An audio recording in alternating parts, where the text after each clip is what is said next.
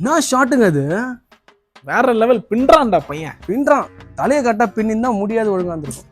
இல்ல நல்லா பின்றான்.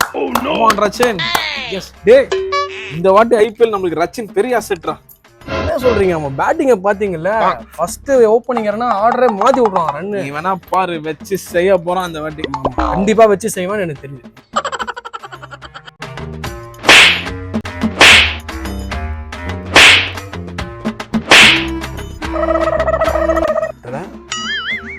புரியுது, நீ என்ன அசிங்கமா நான் கேட்க போற தானே?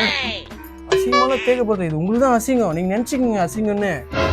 ஏங்க வச்சு செய்வான் நீங்க. மத்த டீம்ல வச்சு செய்யலங்க, நம்மளதாங்க வச்சு செஞ்சுட்டான். ஆமாண்டா, எல்லா பாலும் போல்ட் ஆறாங்க. இவன் யார் செலக்ட் பண்ணது?